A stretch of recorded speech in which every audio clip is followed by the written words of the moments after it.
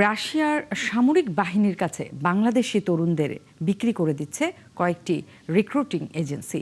এতে সহায়তা করছে প্রবাসী কল্যাণ মন্ত্রণালয় ও বিএমইটির অসাধু কর্মকর্তারা।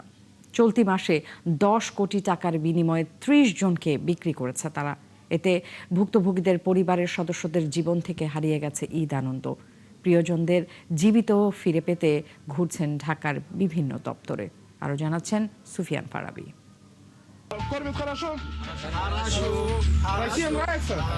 একসঙ্গে স্কুলের গণ্ডি পেরোনো এই 4 বন্ধু ভালো অর্থ উপার্জনের স্বপ্ন নিয়ে পাড়ি জমিয়েছেন বরফে ঢাকা দেশ রাশিয়ায়। আইটি সেক্টরে কাজের কথা বলে প্রত্যেকের কাছ থেকে 8 লাখ টাকা করে নিয়েছে আরএস ইন্টারন্যাশনাল ও জাবালিনুর নামক দুটি মানব পাচারকারী প্রতিষ্ঠান।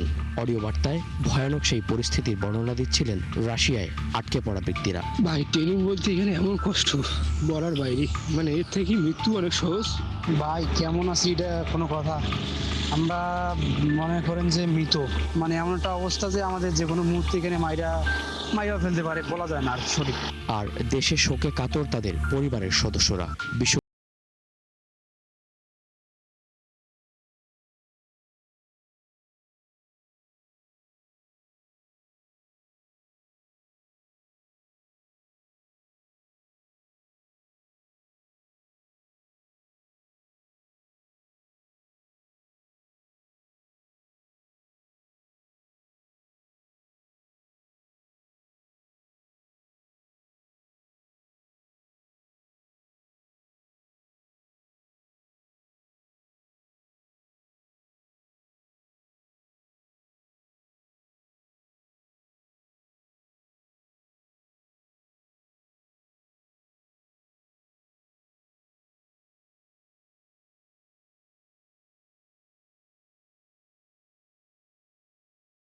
ত্রিশ জনের মতো আমাদের কাছে থাকা তথ্য অনুযায়ী এখন পর্যন্ত 30 জন এই আরএস ট্রাভেলস তারা পাঠিয়েছে, এবং যাদেরকে বলা হয়েছিল অন্য কাজের কথা তারা এখন যুদ্ধের ময়দানে, তাদেরকে ট্রেনিং দেওয়া হচ্ছে এবং তাদেরকে যুদ্ধের ময়দানে পাঠানো হতে পারে।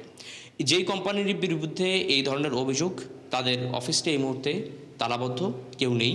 আমরা জানতে পেরেছি তারা গতকাল থেকেই টের পেয়ে তারা এখান থেকে চলে গেছে। ওরা কালকে মনে হয় এসে আধা ঘন্টা ছিল, চলে গেছে, আর আজকে আসেই নাই। রাশিয়া যুদ্ধের জন্য লোক পাঠায় কিনা এটা জানি না, কিন্তু রাশিয়া লোক পাঠাইছে এটা জানি, যে রাশিয়ার লোক পাঠাবে এরকম কিছু শুনছিলাম। পরে যাওয়া হয় মানব পাচারকারী প্রতিষ্ঠান সাভারের আশুলিয়ায় আরএস ইন্টারন্যাশনালের অফিসিয়াল ঠিকানায়।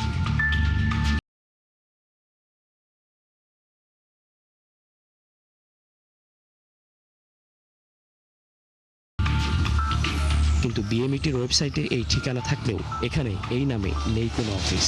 ঠিকানা তো এখানকার দেয়া, এই জায়গাটা, এই বিল্ডিং এখানে এখন আরএস অফিস টফিস দেয়। আমি এখানে 6 বছর ধরে ব্যবসা করছেন, আপনি এরকম কিছু জানেন কিনা? না, আমি এরকম কিছু জানি না। জাবালে নূর নামক আরেক মানব পাচারকারী প্রতিষ্ঠানের খোঁজ মেলে পুরানা পল্টনে, এখানেও একই গল্প। মোস্তাফিজুর রহমান, যিনি জাবালে নূর ইন্টারন্যাশনাল এইটার স্বত্বাধিকারী, বাইরেতে আমরা তার যে ঠিকানা দেখতে পাচ্ছি সেটি হচ্ছে এই বিল্ডিংটি 6 পুরানা পল্টন। কিন্তু আমরা এখানে এসে এমন কোনো অফিস পাইনি। যেমনটা আমরা দেখেছিলাম গতকালকের, আমরা সাভারে গিয়েছিলাম, গতকাল উত্তরাতে দেখেছিলাম যে এই অফিসগুলোর কোনো অস্তিত্ব নেই। এমন অফিসগুলো থেকে রাশিয়ায় মানব পাচার করা হচ্ছে, যুদ্ধের ময়দানে বাংলাদেশের তরুণ যুবকদের ছেড়ে দেওয়া হচ্ছে।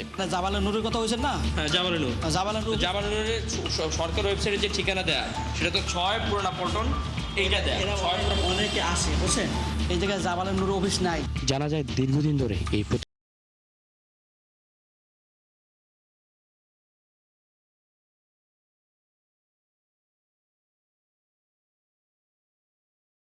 শুরু হয়েছে। সুফিয়ান ফারাবি, 71, ঢাকা।